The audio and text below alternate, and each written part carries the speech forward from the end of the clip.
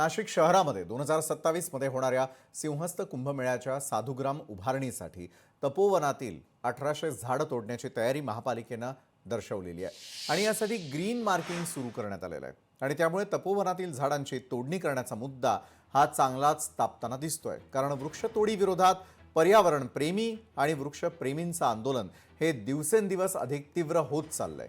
शनिवारी वृक्षतोडी विरोधात मनसे तपोवनातील कमानीजवळ आंदोलन करणार आहे, तर नुकतंच तपोवनातील झाडांना चिपको आंदोलन करत सयाजी शिंदे आणि पर्यावरण प्रेमींनी प्रशासनाच्या या निर्णयाचा निषेध केलाय। त्यानंतर या वादामध्ये कॅबिनेट मंत्री नितेश राणे यांनी देखील उडी घेतलेली आहे। मात्र त्यांनी या वादाला वेगळी दिशा देत झाडाला मिठी मारता तशी बकरीला का मिठी मारत नाही असा सवाल उपस्थित केलाय। सयाजी शिंदेना सांगा ना, ईदच्या टायमाला जाऊन थोडे 5 बकरे माझे वाचव वाचव सांग ना, जे रक्त जे वाहतंय, हां त्यांना सांग ना, एवढे मोठे कलाकार आहेत, हां मोठे मोठे पिक्चर ते देतात, मिठी मारा ना तिथे जरा बकऱ्याला जाऊन, हां दाखवा त्याचा एक फोटो असे देतील, मिठी मारा बकऱ्याला जाऊन जरा।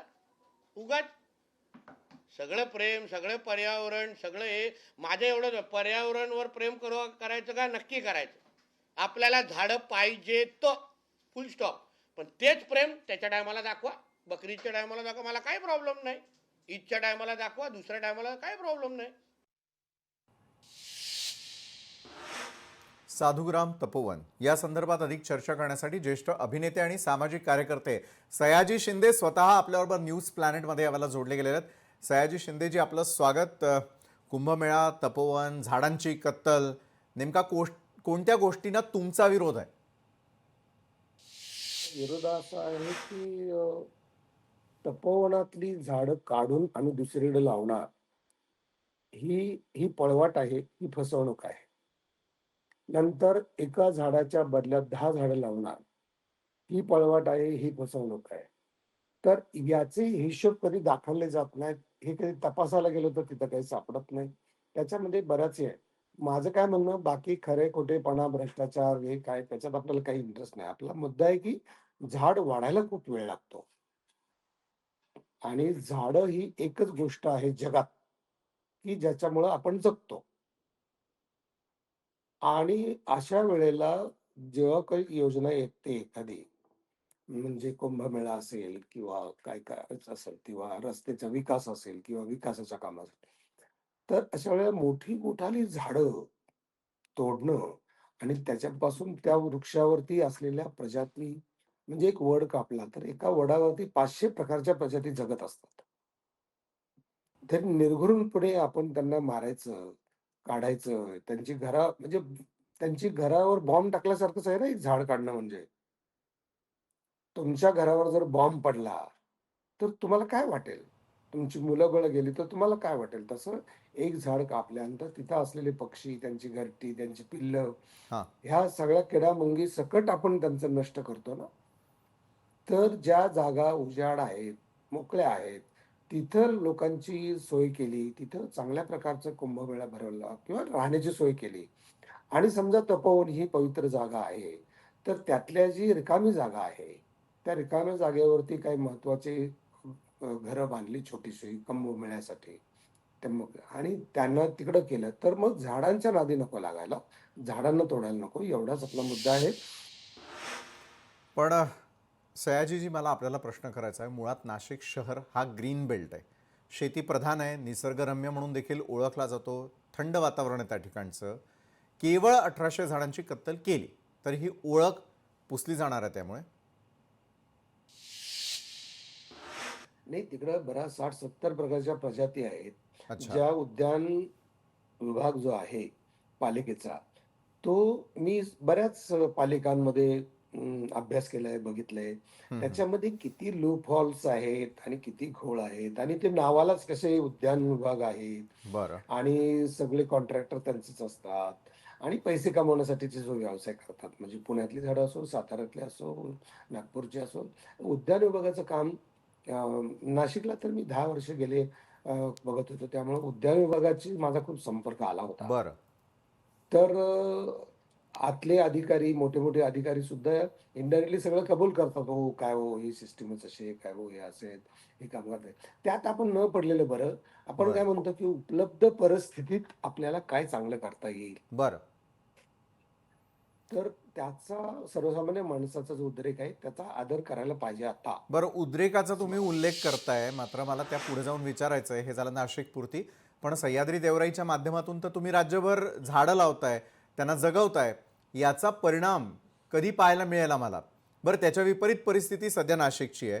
ती म्हणजे 10 वर्ष जुनी झाडं तोडली तर त्याचा दुष्परिणाम वातावरणामध्ये कधीपर्यंत जाणवेल? नाही, आता यात कसं आहे, की मी काही शास्त्रज्ञ नाहीये. बरं. मला एक गोष्ट पटली, की झाड आणि आई, आईनंतर आपल्याला झाड जगवतं. हं. म्हणजे झाड ही माझी दुसरी आईच आहे. म्हणून मी त्याला आई-बाप म्हणतो, की त्याच्यामुळे जगतोय आपण. बरं. तर माझ्या आईची बीजतुला केली होती मी आणि आईला म्हटलं, "तू माझ्या आयुष्यात जाणार. माझ्याकडे किती संपत्ती करोडपती असलं तरी मी तुला वाचवू शकणार नाही. कोणीही करोडपती वाचवू शकत नाही. हं, हं, तू हं. काही 500 वर्ष जगू शकणार नाही." तर माझ्या आयुष्यातून गेल्यावर माझ्या आयुष्यात मला काही मजा नाही वाटत आहे जगण्याला. हं. तर म्हटलं, "आईला तुला मी जिवंत कसं ठेवू? तर थांब.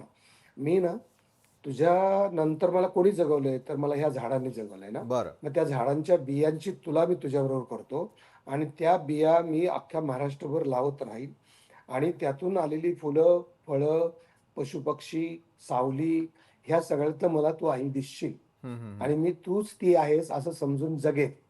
ह्या भावनेनं मी काम सुरू केलं. त्यामुळं त्याचं सायंटिफिक रिझन किती ऑक्सिजन, किती कार्बन डायऑक्साईड आणि किती जगाचं काय होईल आणि वगैरे, वगैरे असला माझा त्याच्या पाठीमागचा विचार नाही. बरं. आणि मी त्याप्रमाणे जगात जे झाडं लावणारी माणसं आहेत, ती जी पॅशनेट अतिशय अंतःकरणापासून झपाटलेली माणसं आहेत हं, हं. महाराष्ट्रात, त्यांच्याबरोबर काम करतोय आणि बरेच असे 20 तरी डोंगर असतील, की जे हिरवे झालेत. जिथं आता 15, 20, 30, 40 फुटाची झाडं झालीत, वेली वाढल्यात, गवतं हां, हां, हां. वाढलीत. जमिनीची धूप चांगली झाली आहे. तिथं पशु-पक्षी, प्राणी सगळे यायला लागलेत. अगदी ससा, उंदीर, सायाळ पासून हरणं, डुकरं, हैना असं तिकडे यायला लागलेत. मला असं वाटतं, की हे सगळं मिळून एक जगणं आहे ना. तर आपण माणसाचा विकास म्हणता-म्हणता ह्या सगळ्याकडे दुर्लक्ष करून चालणार नाही ना. हा त्याचा फायदा दिसतो मला आणि मला असं वाटतं, की मी आईला त्यात बघतो. नाही, पण मग सयाजी शिंदे सर, ही झाली तुमची बाजू, ही झाली लेखकांची किंवा कलाकारांची किंवा पर्यावरण प्रेमींची बाजू. सरकारची पण भूमिका जाणून घेणं मला गरजेचं वाटतं. त्यामुळे एक प्रश्न साधा आहे, की ज्यावेळेला सरकारला या संदर्भातले प्रश्न उपस्थित केले गेले, सरकारनं पर्यावरण संतुलनासाठी विचार केलेला आहे, झाडांसाठी खड्डे खणलेले आहेत. मग या उपाययोजनांसंदर्भात ज्यावेळेला सरकार बोलतंय किंवा तितक्याच पटीनं आपण झाडं लावणार असल्याच्या उपाययोजना ते बोलत असल्याचं सांगून देत आहे, त्यामुळे हा पुरेसा उपाय किंवा तोडगा उपयुक्त ठरणार नाही असं तुम्हाला वाटतं का? किंवा त्यांनी जो उपाय शोधून काढलेला आहे तो या सर्व परिस्थितीच्या समोर अतिशय खुजा आहे असं समजायचं का? मंत्री इतके बेजबाबदारपणे कसे बोलू शकतात? कसं काय? की आम्ही आत्ताच्या आता 15-15 फुटी झाडं आणतोय आणि आता उद्या लगेच लावतोय आणि त्याला आम्ही सगळी व्यवस्था करू वगैरे. अहो, तुम्ही ती मातीची प्रत बघा. 15 फुटी झाडाला 15 फुटी मुळं खाली जायला पाहिजे. त्याच्यासाठी त्या मातीचा एक झाड समजा आम्ही साताऱ्याच्या डोंगरावर लावलं, हं, तर त्याला मशीन लावून ती 8 फुटाची जागा खोदली.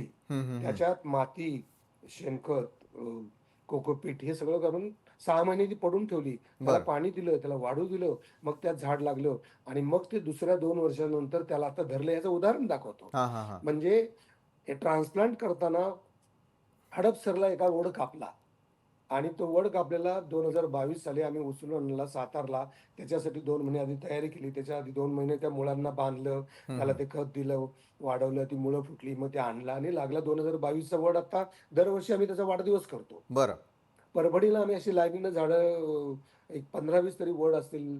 60-65 वड होते. मला वाटते 25 तरी वड एका जागेवरती लावलेले आहेत. तर तेवढं सगळं करावं लागतं तेव्हा ते झाड होतं. झाड उचलून लावणं म्हणजे एक मोठं ऑपरेशन आहे ना. हं. एक हार्ट काढणं आणि परत दुसरं हार्ट टाकणं. ही काही मजाक आहे का? तर मंत्र्यांनी आणि बेजबाबदार मंत्री बेजबाबदारपणे असं बोलता कामा नये. हं, हं, हं. झाडाशी तरी खेळ खंडोबा नका करू. एवढीच माफक अपेक्षा आपल्याला आहे. बरं, तुम्हाला राजकारण नकोय. राजकारण्यांनी दिलेल्या काही प्रतिक्रिया मात्र आहेत. ज्यावेळेला तुम्ही या आंदोलनाला सुरुवात केलेली होती, या आंदोलनासंदर्भात ज्यावेळेला माध्यमांनी थेटपणे नितेश राणेंना देखील प्रतिक्रिया विचारली, सरकारचं काय म्हणणं आहे हे जाणून घेण्याचा प्रयत्न केला. नितेश राणे काय बोलतायत ते आधी पाहूयात, त्यानंतर मी आपल्याकडे पुन्हा येतोय. सयाजी शिंदेना सांगा ना, ईदच्या टायमाला जाऊन थोडे 5 बकरे माझे वाचव सांग ना, जे रक्त जे वाहतंय त्यांना सांग ना, एवढे मोठे कलाकार आहेत, मोठे मोठे पिक्चर ते देतात, मिठी मारा ना तिथे जरा बकऱ्याला जाऊन दाखवा त्याचा एक फोटो असे देतील, मिठी मारा बकऱ्याला जाऊन जरा. उगाच सगळं प्रेम, सगळं पर्यावरण, सगळं हे माझं एवढं पर्यावरणवर प्रेम करायचं का, नक्की करायचं. आपल्याला झाडं पाहिजे तो फुल स्टॉप. पण तेच प्रेम त्याच्या टायमाला दाखवा, बकरीच्या टायमाला दाखवा, मला काही प्रॉब्लेम नाही. ईदच्या टायमाला दाखवा, दुसऱ्या टायमाला काही प्रॉब्लेम नाही. बरं सयाजी सर, नेमकं नितेश राणेंना काय म्हणणं आहे हे तर तुम्ही देखील पाहिलं. नितेश राणे एक टीका थेटपणे करताना दिसतात. त्यांचं म्हणणं आहे की बकरी ईद येते त्यावेळेला मग बकऱ्याला जाऊन मिठी का नाही मारत. त्यांनी विचारलेल्या प्रश्नाला उत्तर आहे का आपल्याकडे? मला ना कोणाबद्दल त्या सोशल मीडियावर कोण काय बोलतं ना, मला त्याच्यात अजिबात इंटरेस्ट नाही. बरं. तुम्ही मुद्दा डायव्हर्ट करू नका. झाडं आपल्याला वाचवायची आणि झाडं जास्त वाढवायची. कोण काय म्हणलं आणि कोणाला काय वाटतं ह्याचा माझा काही संबंध येत नाही.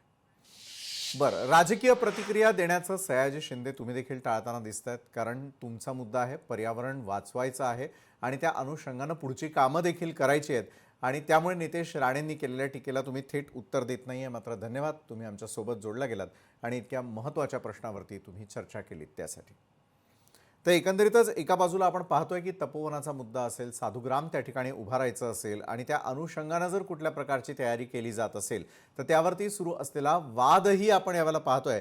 मात्र या वादासंदर्भातली नेमकी सरकारची बाजू काय, या कलाकार मंडळींची बाजू काय, का सयाजी शिंदेंना उतरावंसं वाटतं आणि त्या संदर्भामध्ये थेट आंदोलन करावंसं वाटतं, या दोन्ही बाजू समजून घेण्याचा आपण प्रयत्न केला. मात्र ज्यावेळेला पर्यावरणासंदर्भातला मुद्दा, दुसरीकडे भावनिक मुद्दा आहे तो तपोवनासंदर्भातला, त्यामुळे येत्या काळामध्ये हाच मुद्दा आणखी वाढत गेला तर मात्र त्या संदर्भामध्ये वेगळं वाटायला नको एवढं निश्चितच आहे. लोकशाही मराठी ऐका, पहा, जागरूक रहा.